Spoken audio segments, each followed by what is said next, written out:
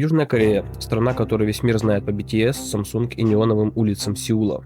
Эта страна продает миру идеальную картинку. Миллионы людей по всему земному шару за пояс смотрят корейские дорамы, скупают косметику и мечтают вживую увидеть эту эстетичную, безопасную реальность. Но у этой медали есть и темная сторона. За безупречными улыбками и поклонами при встрече скрывается жестокая социальная экосистема, в которой корейские подростки ведут ежедневную изнурительную войну за выживание. И она начинается прямо в школьных коридорах. 2018 год, город Инчхон. 4 подростков зовут одноклассника погулять. Говорят, пойдем на крышу, там классный вид. Парень соглашается и идет с ними. Ему всего 14 лет. На крыше они отбирают у него куртку. На улице глубокая осень, пронизывающий до костей ветер и жуткий холод. А дальше парня начинают избивать. Это продолжается 1,5 часа. Ближе к ночи его безжизненное тело находят внизу, на асфальте, у дома, мертвым. Это реальный случай, произошедший в одной из самых технологически развитых, богатых и безопасных стран мира. Для Южной Кореи это не единичный случай. Для корейской системы это норма. Это система со своей четкой иерархией, многолетней историей и тысячами жертв, которых до определенного момента никто даже не собирался считать. В корейском языке для этого ада есть официальный термин – хакпок – школьное насилие. Сегодня разберем, как такое вообще возможно.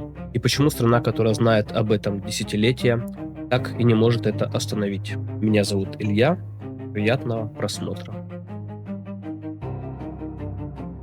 Согласно официальным ежегодным отчетам Корейского министерства образования, картина кажется тревожной, но далеко не критической. Государственные опросы показывают, что примерно каждый 7-й корейский школьник, это примерно 14%, сталкивался с проявлением агрессии. Эти чиновники бодро рапортуют о контроле над ситуацией. Однако независимые социологические центры, международные правозащитные организации и детские психологи утверждают, что эти данные являются заниженными как минимум в 2-3 раза. Корейский хакпок – это не то, что принято считать буллингом на Западе. На Западе буллинг – это чаще всего стихийная агрессия. Один доминантный ребенок давит на слабого, потому что может. В Корее это организованная многоуровневая система подавления с четкими ролями, иерархией и механизмами контроля. Он встроен в школьную жизнь так глубоко, что многие участники, включая жертв, долгое время не осознают, что происходит что-то ненормальное. И это, пожалуй, самая страшная его черта.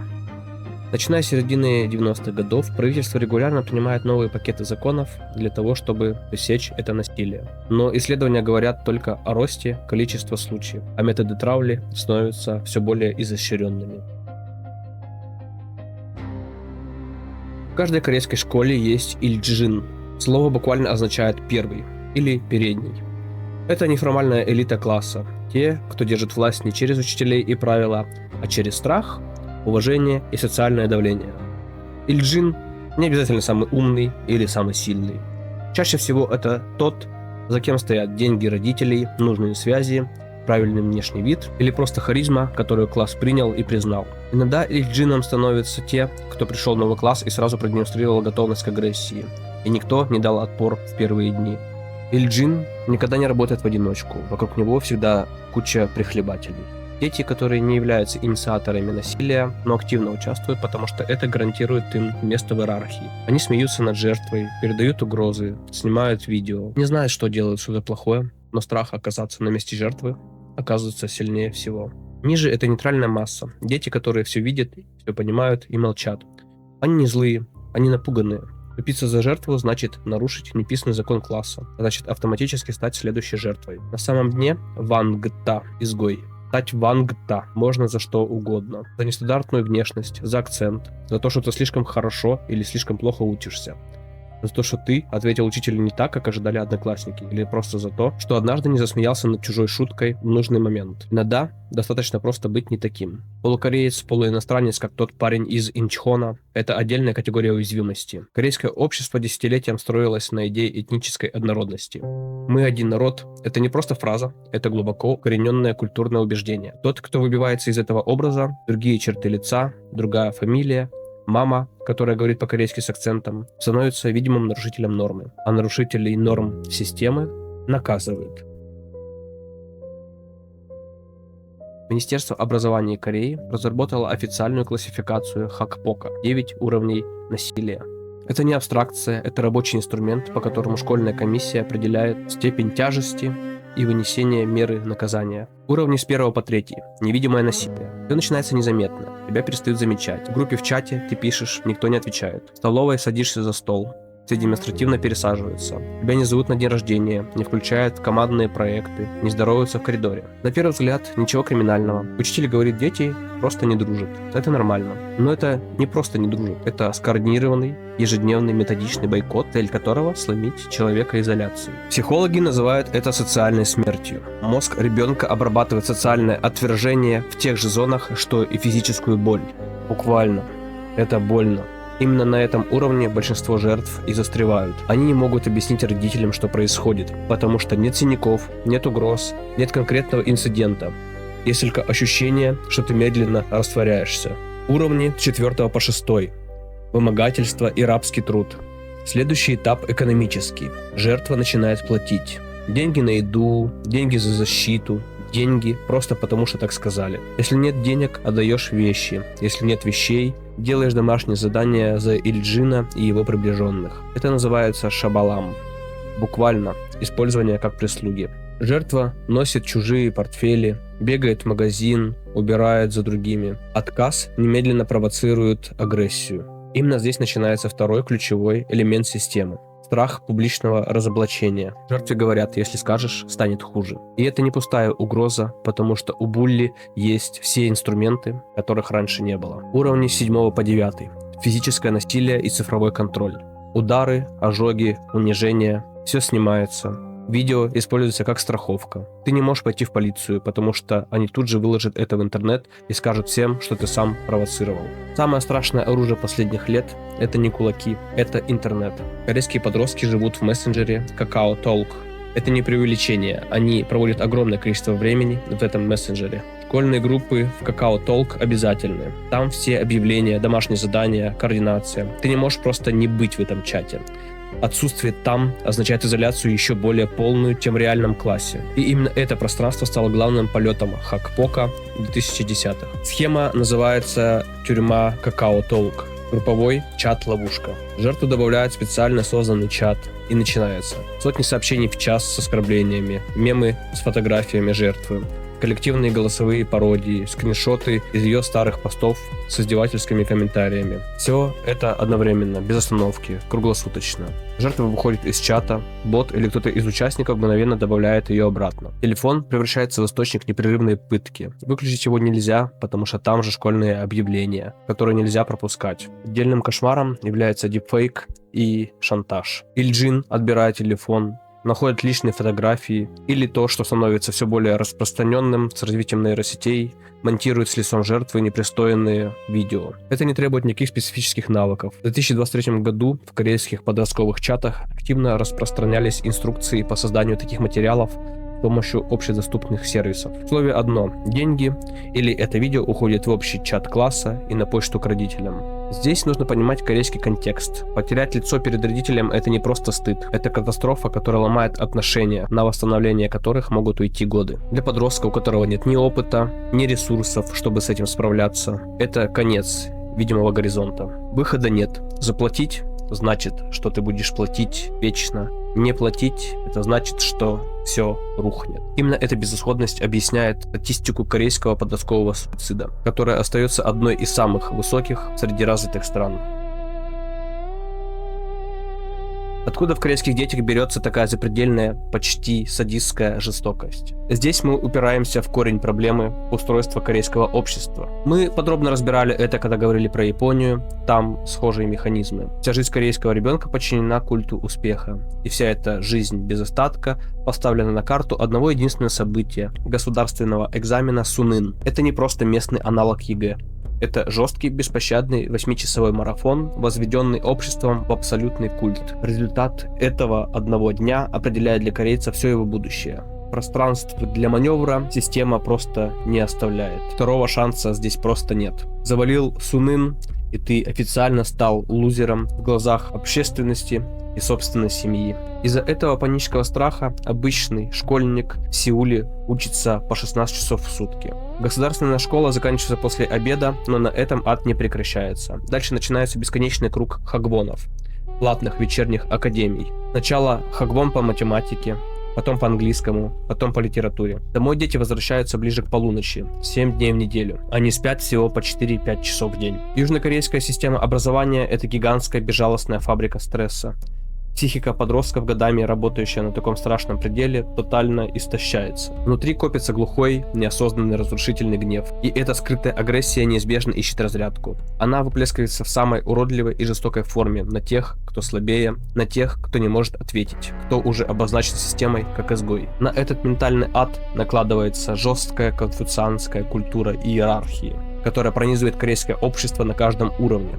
Это не просто дань традициям, эта вертикаль буквально встроена в корейский язык. В нем нет нейтрального слова «ты». Каждое обращение строго кодирует, кто стоит выше, а кто ниже. Старший говорит с младшим на панмале, неформальном, резком стиле, который в другой ситуации звучал бы грубо. Младший же обязан отвечать исключительно в вежливой форме. И это не вопрос хорошего тона, это законы грамматики. В стенах школы эта культурная матрица превращается в опасное оружие. Она подсознательно внушает подросткам: тот, кто находится выше в групповой иерархии, имеет сакральное право делать с нижестоящим все, что ему вздумается. Старшеклассники издеваются над младшими, популярные и богатые над тихими и бедными. Школьный авторитет Ильджин искренне считает, что имеет над изгоем Бангта абсолютную власть. И самое страшное, что эта власть воспринимается остальным классом не как беспредел, а как часть естественного порядка вещей. Любое вмешательство в эту иерархию, даже со стороны учителя, подсознательно кажется нарушением правил. В этот момент ломается и последняя линия обороны. Родители, которые сами когда-то прошли через эту же мясорубку и знают, что система работает именно так, часто просто отказываются воспринимать жалобы собственного ребенка на буллинг всерьез. Жертва слышит от самых близких людей стандартные слова: «Держись, терпи, учись лучше, и тогда тебя зауважают». Ребенок оказывается заперт в идеальной ловушке. Он остается один на один со своей катастрофой, пока внутри него копится яд. Здесь возникает логичный вопрос: неужели власть ничего не делает? Закон о предотвращении школьного насилия был принят еще в 2004 году. Его переписывали, обновляли, ужесточали после каждого громкого случая подросткового суицида. Каждое учебное заведение по закону обязано иметь антибуллинговую политику, создавать специальные комитеты по борьбе со школьным насилием и незамедлительно расследовать любую жалобу. Но почему на практике все это превращается в пустую формальность? Первое звено в этой круговой поруки – учителя. Они сознательно закрывают глаза на издевательства в классах. И далеко не всегда от личного равнодушия. Дело в том, что корейская юридическая система загнала педагогов в ловушку. Если учитель попытается жестко вмешаться в конфликт, разнять драку или, не дай бог, перехватить руку агрессора, родители этого булли тут же подадут на учителя в суд за превышение полномочий или физическое насилие над ребенком. И корейский суд встанет на сторону родителей. В 2023 году Южную Корею потрясла трагедия. Молодая 23-летняя учительница начальных классов в престижном сеульском районе Сочхо покончила с собой прямо на рабочем месте в школьном кабинете. До этого она месяцами подвергалась дикому психологическому давлению и угрозам со стороны родителей одного из учеников буллей. Когда она пыталась жаловаться руководству, администрация школы требовала от нее только одно: терпи, не раздувай скандал, молчи. После ее смерти Корея взорвалась. Тысячи учителей вышли на улицы Сеула на массовые протесты, начав открыто рассказывать вещи, от которых волосы встают дыбом. Ведь дошло до того, что в школах процветает так называемый реверсивный буллинг, когда ученики бьют педагогов. В том же Инчхоне 12-летняя школьница из-за замечания схватила учительницу за волосы и повалила на пол перед всем классом. В другой школе 11-летний мальчик методично бил учителя ногами. В обоих случаях полиция развела руками. Дети не достигли возраста уголовной ответственности, и им ничего не будет. Второе звено – администрация школ. Для директора любой зафиксированный инцидент хакпока – это автоматические проверки из министерства, падение престижа заведения в рейтингах и потеря финансирования. Проще и выгоднее заставить жертву замолчать. Третье звено – родители самих агрессоров. В Южной Корее с ее традиционной культурой стыда публичный позор семьи из-за того, что их ребенок малолетний преступник, воспринимается как социальная катастрофа. Если задира происходит из богатой и влиятельной семьи, чиновников или чеболей, в дело мгновенно вступают дорогие адвокаты. Они используют юридические лазейки, затягивая рассмотрение дел в школьных комитетах на годы, ровно до того момента, пока их чадо не окончит школу, чтобы это не испортило ему документы для поступления. Круг замыкается абсолютно. Жертва молчит, потому что боится мести. Учитель молчит, потому что боится судебного иска. и увольнение. Директор молчит, потому что бережет свое кресло, а родители агрессора давят на школу, спасая свою репутацию. 2006 год. Город Чонджу. Женская средняя школа. Именно это дело спустя годы ляжет в основу сериала «Слава» на Netflix. 15-летняя школьница по имени Пак. Тихая, скромная, неконфликтная. Ее единственная вина – она оказалась слабее. Группу, которая ее выбрала, возглавляла харизматичная девушка по фамилии Ким. Все началось стандартно. Отбирали карманные деньги, заставляли делать домашние задания за всю банду, потом перешли к физическому насилию. Закрывали в школьных туалетах, таскали за волосы, систематически избивали. Но банда Ким шла дальше. Когда они поняли, что Пак слишком напугана, чтобы рассказать родителям, начались истязания за пределами школы. На съемных квартирах, пустых спортивных залах. В течение почти 20 дней Пак подвергалась пыткам, которые сложно соотнести с возрастом 15-летних школьниц. Деревянные биты, бутылки с песком, скакалки. И главное орудие – обычный бытовой выпрямитель для волос. Плойка, нагретая до 180 градусов. Ким прижимала ее к рукам, ногам, бедрам и груди Пак. Когда ожоги затягивались, их срывали намеренно и прижигали снова, чтобы жертва не кричала, затыкали рот кусками школьной формы. Когда мать Пак наконец увидела следы на теле дочери и прибежала в школу, администрация сделала все, чтобы замять скандал. Классный руководитель заявил: девочки просто немного повздорили. Тяжелые травмы – результат бытовой неосторожности. Школа боялась проверок, боялась рейтингов, боялась потерять репутацию, поэтому предпочла сделать вид, что ничего не происходит. Когда Пак госпитализировали в критическом состоянии, врачи были в шоке. Ожоги 3-й степени, заражение крови. На теле живого ребенка практически не осталось ни поврежденного места. Ким и ее сообщницам на момент пыток было по 15 лет. По корейскому закону о несовершеннолетних они были защищены от реального уголовного преследования. Ким получила условный срок и исправительное учреждение для несовершеннолетних. Сообщницы – испытательный срок и общественные работы. Ни одна из них не провела в настоящей тюрьме ни дня. Они сменили школы, переехали, сменили имена в соцсетях и продолжили жить нормальной жизнью. Жизнь Пак была разрушена навсегда. Психологическая травма, многолетняя депрессия, тело в рубцах от ожогов, десятки пластических операций. Дело в Чонджу показало всей Корее главный урок системы. Если твои родители имеют богатство, то закон простит все. Но последние годы в Корее началось то, что були никак не ожидали. Вспыхнул феномен культуры отмены. Пак превратился в грех, который общество отказывается прощать даже спустя десятилетия. В феврале 2021 года в корейском сегменте интернета разорвалась настоящая информационная бомба. Всего за одну неделю обвинения в школьном буллинге получили сразу 14 топовых корейских знаменитостей. Актеры, кей-поп-айдолы, профессиональные спортсмены. Механика этого процесса оказалась простой и безжалостной. Жертвы буллинга, чья психика была сломана в школе, выросли. И вдруг они видят своих школьных палачей на экранах телевизоров. Человек, который 10 лет назад прижигал их кожу раскаленным утюжком для волос, избивал в раздевалке или заставлял слизывать грязь с обуви, сегодня улыбается с билбордов, получает миллионные контракты и транслирует образ святого, доброго человека. Тогда выжившие жертвы пошли на анонимные корейские форумы Nate Pan, DC Insight и начали публиковать свои истории. Но корейский интернет верит только фактам. Жертвы стали прикладывать железные доказательства, фотографии из закрытых школьных альбомов, оригинальные медицинские справки тех лет с фиксацией травм, старые скриншоты переписок. И для корейских звезд это стало мгновенным смертным приговором для карьеры. Общественное мнение в Корее выносит вердикт за часы, не дожидаясь судов. Крупные бренды тут же в одностороннем порядке расторгают рекламные контракты. Стриминговые платформы полностью вырезают актеров из уже отснятых сериалов, не считаясь миллионными убытками. А музыкальные агентства вышвыривают айдолов из групп. Рассмотрим историю Суджин из мегапопулярной группы G-Idol. Бывшие одноклассники обвинили ее в систематической школьной травле. Скандал был настолько громким, что агентство не смогло его замять. Суджин была вынуждена навсегда покинуть группу, а группа продолжила существовать без нее. Так же, как пример, история перспективного актера Джи-Су. На пике популярности прямо во время трансляции дорогой исторической драмы, где он играл главную роль, в сети всплыло его прошлое Ильджина. Всплыли избиения, вымогательства и жесткий шантаж сверстников. Джи-Су признал вину, написал письмо с извинениями от руки и ушел из индустрии. Его карьера была уничтожена за 2 дня. а продюсерам пришлось полностью переснимать весь сериал с другим актером с самого начала. Аналогично закончили карьеру знаменитые сестры-близнецы Ли Дже Йон и Ли Да Йон, главные звезды корейского волейбола и гордость национальной сборной. Бывшие подруги по команде доказали, что в школе сестры избивали их и даже угрожали ножом. Итог: пожизненное отстранение от матчей внутри страны, позорное исключение из сборной и вынужденный отъезд в непопулярные зарубежные лиги. Эта волна показала главное: травма от буллинга не проходит.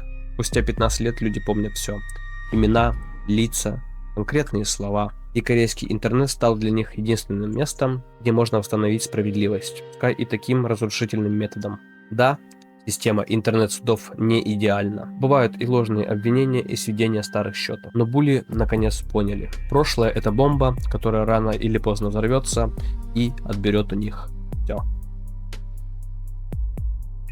И вот на этом фоне Корея решилась на беспрецедентный шаг, который радикально изменил правила игры. Власти поняли: если булли не пугают штрафы, профилактические беседы и условные сроки, то нужно бить туда, где больнее всего, по их карьерным перспективам и будущему. По официальным данным, ведущие корейские университеты провели жесткую чистку среди абитуриентов. 45 человек, которые идеально сдали сложнейший экзамен Сунын и имели все шансы на поступление, получили официальный безапелляционный отказ в зачислении. И причина была не в оценках. В их школьных личных делах стояли подтвержденные отметки об участии в хакпоке. Элитные вузы страны, такие как Сеульский национальный университет и университет Кёнбок, теперь официально и жестко учитывают дисциплинарную историю поступающих. Записи о серьезных уровнях буллинга теперь остаются в базах данных на годы после выпуска. Тот же университет Кёнбок внедрил прозрачную систему штрафных баллов. За мелкие нарушения с 1 по 3 уровень из общего рейтинга абитуриентов вычитают 10 баллов. За средние уровни с 4 по 7 вычитают 50 баллов, а за тяжелые проявления физического или цифрового насилия минус 150 баллов. В условиях корейской гиперинтенсивной конкуренции, где судьбу поступления решает сотая доля балла, такой штраф — это гарантированный автоматический вылет из списков. И знаете что? Эта система оказалась пугающе эффективной. Буллер наконец получил те последствия, которые его мозг способен понять и оценить. Если ты занимаешься травлей в школе, ты можешь навсегда забыть об элитных университетах Лиги Sky. А значит, ты никогда не устроишься в престижную корпорацию, потеряешь социальный статус, одобрение семьи и возможность построить успешную жизнь. Деньги и связи родителей больше не могут просто так стереть эту черную метку из цифрового личного дела.